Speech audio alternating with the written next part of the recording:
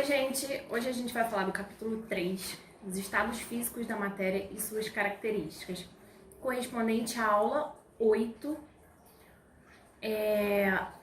do nono ano do Ensino Fundamental 2. Bom, a primeira coisa que vocês têm que fazer é pegar o livro e colocar na página 558. A página é essa aí, capítulo 3. Tá? Tem um textinho que vocês vão ler posteriormente. E vamos ao que interessa.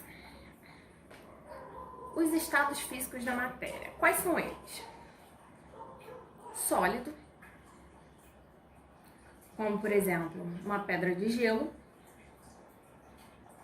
Moedas feitas de metal também estão no estado sólido. Caixas, nesse exemplo a caixa de papelão, caixa de madeira, enfim. Estado líquido, água, óleo, que a gente utiliza na cozinha, apesar dele ser um pouco mais viscoso, ele também é um líquido. Sucos, refrigerantes e entre outros. Estado gasoso. Vapor, né? Quando a gente coloca uma água para aquecer no fogão, ela começa a evaporar, ela está no estado gasoso. Os gases provenientes de chaminés, indústrias, fábricas também estão no estado gasoso. E o ar, né? Também é um gás.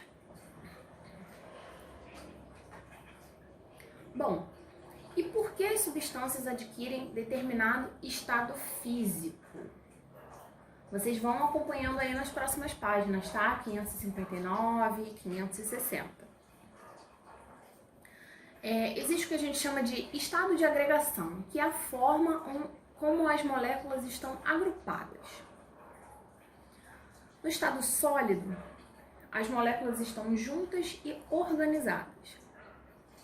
No líquido, juntas e desorganizadas, bem bagunçadas. E no gasoso, elas estão o mais afastado possível e desorganizadas, tá? Vocês podem acompanhar também o esquema com o exemplo da água nos 3 estados, sólido, líquido e gasoso, na página 560, tá? O esquema ele dá um zoom e mostra o formato de cada molécula no seu respectivo estado de agregação. Agora, na página 561, vocês têm 2 tabelas sobre as características dos estados físicos. As características macroscópicas do estado sólido. Ele tem forma própria, ele tem um volume fixo, dificilmente sofre compressão exatamente por ter esta forma e volume bem definidos e não flui espontaneamente. As características macroscópicas do estado líquido. Adquire forma do recipiente que o contém, porém o volume é fixo, é bem definido. Dificilmente sofre compressão também e apresenta uma fluidez. No estado gasoso, tanto a forma como o volume, eles não têm definição.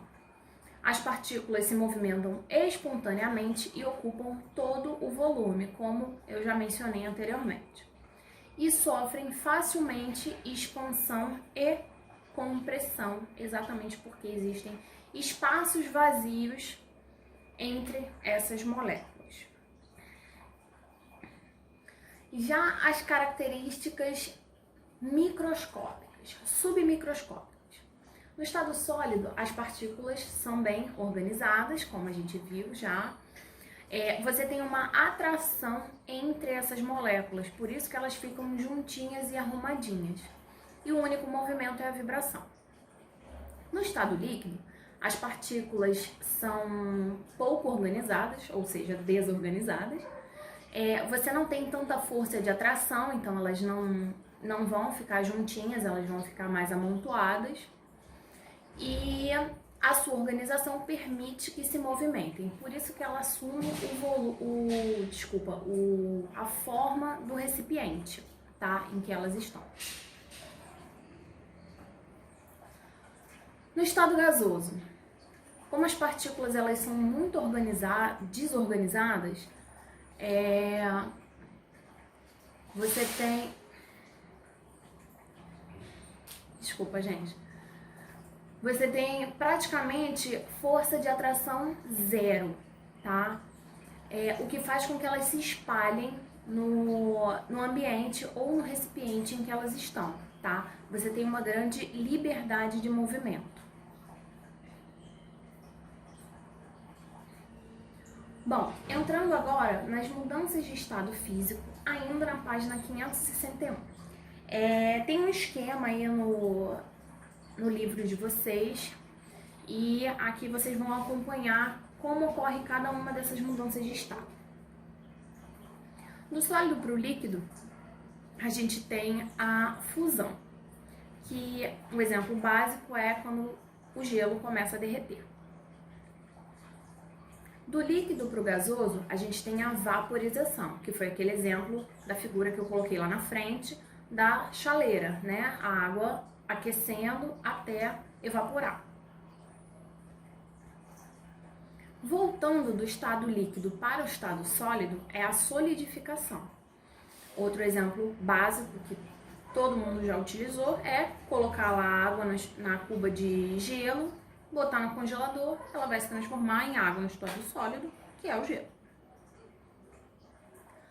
Bom, do gasoso para o líquido é liquefação ou condensação, que é aquela condição quando o gás ele volta ao estado líquido, tá?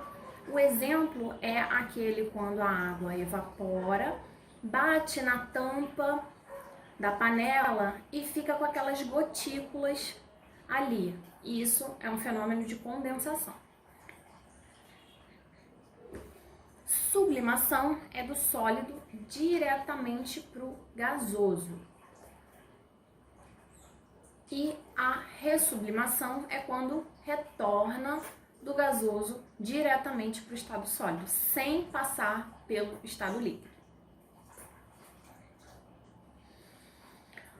Bom, aí vocês vão ver no esquema mesmo, nesse mesmo esquema da página 561, uma seta escrito absorção de calor e outra seta liberação de calor, tá?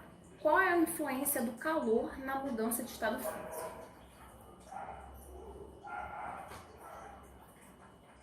Acontecem dois tipos de processos, tá? Um processo é chamado endotérmico e o outro processo é chamado exotérmico ou exotérmico. No processo endotérmico, você tem uma absorção de calor, tá? Ele vai puxar calor do ambiente para que ocorra o quê? Um aumento de temperatura. Então, onde é que vai acontecer um processo endotérmico nas mudanças de estado físico? Na fusão e na vaporização. E no processo exotérmico, você tem uma diminuição de temperatura, por consequência, vai liberar calor daquele determinado ambiente. Então, quais são as mudanças de estado físico em que ocorre um processo exotérmico? Na condensação e na solidificação. Seguindo aí no material de vocês têm mais alguns textos, tá? Você sabia, uma parte mais detalhada falando de cada mudança de estado físico, da fusão, da solidificação, da vaporização, da condensação, que também é chamada de liquefação, e a sublimação, que sublimação e ressublimação ocorrem praticamente da mesma forma, tá? Bom, e aí o que vocês precisam fazer depois de assistir essa aula? Ler todos esses textos pertinentes ao início do capítulo 3, Página 558 até a página 562, realizar a atividade 1, que vai da página 563 até a página 564, e realizar os exercícios que constam na plataforma. Gente, não deixem de realizar os exercícios. Tanto os exercícios que eu coloco na plataforma, como os exercícios que já constam lá. Aquelas doses, né? Dose mínima, dose para leão, né? A gente vai avaliar vocês conforme vocês vão realizando essas atividades na plataforma, tá? Então é isso, gente.